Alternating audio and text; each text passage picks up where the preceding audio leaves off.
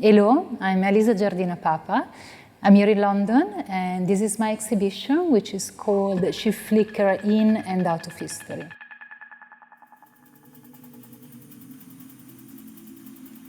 She Flickered In Out of History is dedicated to an island that appeared and disappeared from the Mediterranean Sea. In the summer of 1821, there was a volcanic eruption between Sicily and Tunisia, and in almost 1 or 2 days, a new island emerged from the sea.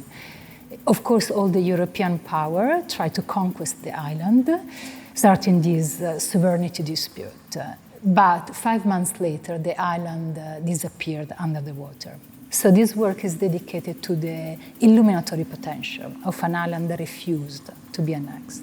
This is a story that I knew since I was a child, but I felt it was really important for me to retell it, particularly in a moment in which we are seeing rising of that logic of colonial, imperial, territorial conquest. My practice is research-driven, so I always start by spending a lot of time in the archives. The narration that you will hear in the film is actually coming from the archives. So nothing is invented, but everything is rearranged.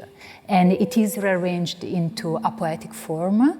And that is one of the collaborations of the project with Megan Fernandez. And once I created the research on the archive and the draft script, then she created the poem out of the research. And then the poem is translated into the Sicilian language.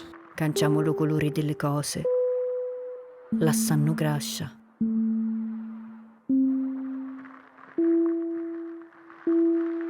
Le mura delle case svaporarono bianco. I use Sicilian because it is a contact language and an undercommon language. Because Sicily itself is a contact island in the middle of the Mediterranean between continental Italy and Tunisia, so North Africa. Throughout its history, it has seen all these encounters of different population and also so many different dominations. And the other two collaborations that are fundamental in the project is the one with Duendita.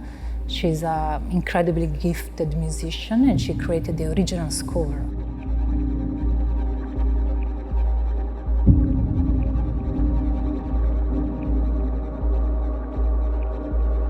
And also the collaboration with 2050 Plus, which designed the exhibition.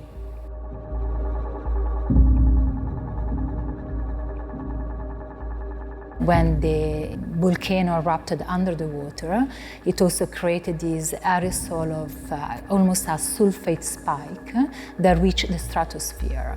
And that changed the color of the sun from orange-red to blue, so that in the summer of 1831, the sun was blue. These sculptures are made of cotisso. Cotisso is a raw material of glass that is made in Murano.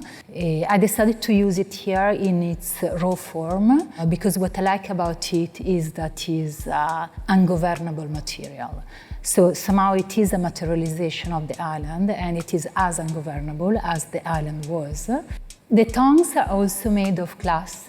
I call them linguacce, which in Italian means a bad tongue. It is a gesture of like sticking out your tongue and is a gesture of refusal. The dogs in the second chapter are still about the conquest of the island. I decided to work with dogs because the decision right at the beginning was never to have humans in the whole film, but to let the island be the protagonist. But also one of the choices was not to film the island. I actually went to the island before the film started. After I saw the island, I decided not to film it. So all the film is actually in other volcanic formation around Sicily, and specifically volcanic formation which are really close to the village that I'm coming from.